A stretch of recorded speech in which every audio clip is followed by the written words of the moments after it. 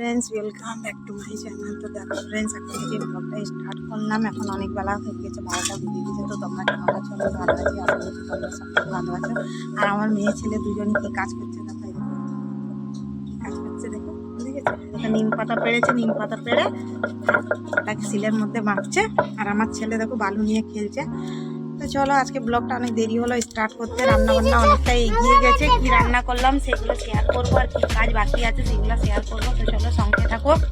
তো এই দেখো আমার মেয়ে মশলা বাটছে, আর এখানে আমার মা তরকারিটা রান্না করছে এই যে। আর আমাদের রান্নার রুম অনেক অন্ধকার অন্ধকার লাগছে। তো এই দেখো ডাল হয়ে গেছে, ভাত হয়ে গেছে, মশলা বেটে রেখেছে মাই রাঁধছে। আর এই দেখো সবজি একটু বানিয়ে রেখেছে, বাড়ির লাউডাটা। আর আমার বাড়িতে রুগীটা দেখো ঘুমিয়ে আছে, বেশ ভালোই ঘুমিয়ে মোবাইল দেখছে। এই যে রুগীটা কবে সারবে জানিনি। তো চলো, আমার ছেলে মেয়ে দুইজনকে স্নান করাবো, জল গরম করতে দেবো একটু। আর এই দেখো আমার ছেলেকে দেখছো কিরকম ধুলো ঘাটছে। তো এই দেখো জলটা গরম হতে দিয়েছি। এখানে জলটা গরম হোক, ওপাশে আমি বাসনগুলো দিয়ে দেবো, কারণ মা রান্না করছে। তো এই দেখো রান্নারুমটা গুছিয়ে দেখো বাসনটা বের করলাম, এটাকে ধুবো, ধুয়ে ছেলে মেয়ে দুজনকে স্নান করাবো। চলো আজকে ধুয়ে দিই আগে।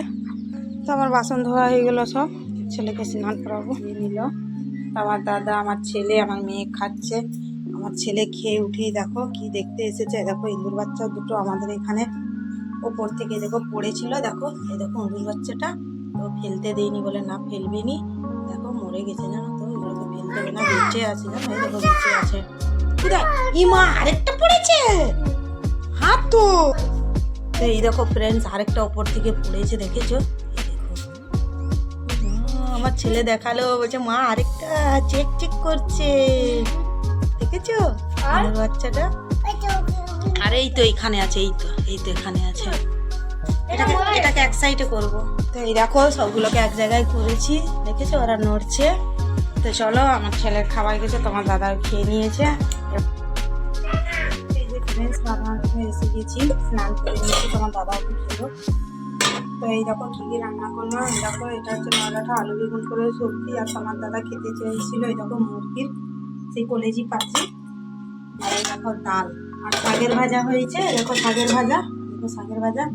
তো আমাদের বলে এই অবস্থায় মানে যেটা খেতে চাইবে সেটাই খেতে দিবে, কিন্তু ভালো হয়ে যাওয়ার পর তখন অনেক নিয়ম করে থাকতে হয়। সেই জন্য আমাদের মাংসটা চলছে, কিন্তু মাছ আর ডিমটা চলে না। তো চলো আমি এখন ভাত খাবো, আমাকে অনেক খিদা লেগেছে জানো। তো এই দেখো ফ্রেন্ডস, ভাতটা বেটে নিয়েছি। তো আমি ভাতের মধ্যে ডাল নিইনি, আমাকে ডাল ভালো লাগেনি, তো সবজিটা নিয়েছি। এই দেখো সবজি নিয়েছি, তো সবজি মাখিয়ে ভাতের মধ্যে আর ভাতটা খাবো। তো চলো আগে খেয়ে নিই। একটু ঘুম দিলাম, ঘুম দিয়ে চোখে জল দিয়ে দেখো বাইরের দিকে এসেছি, দেখছি আবার একটি ইঁদুর বাচ্চা মানে পড়েছে, ওই ওপর থেকে পড়ছে জানো ইঁদুর বাচ্চাগুলো।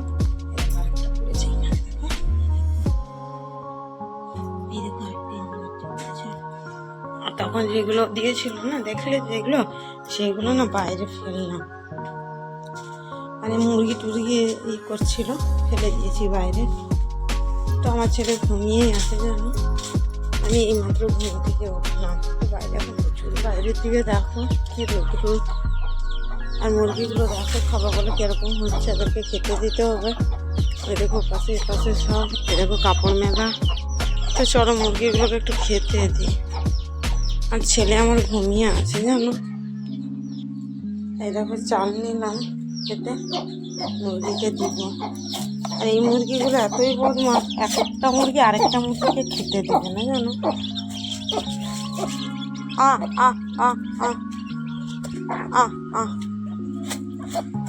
দেখো এক জায়গায় দিচ্ছি, আরেক জায়গায় চলে আসছে, মানে খাচ্ছে না কেউ শান্তিতে। তো এখন আমার অনেকই কাজ, ঝাঁটপাট দিব, কাপড় তুলবো। তো চলো কাজগুলো গুছিয়ে নিই। লাইন পেরাচ্ছি, আমি যাচ্ছি মুড়ি আনতে, গ্রামটাকে মুড়ি আনতে যাচ্ছি। কোন মুড়িটা আছে দেখি, যেটা ভালো হবে সেটাই নেব। মুড়ি নিয়ে আমি যাচ্ছি বাড়ি।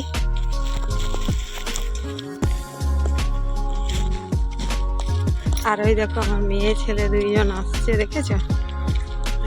আর এই দেখো আমার এখানে মুড়ি বলে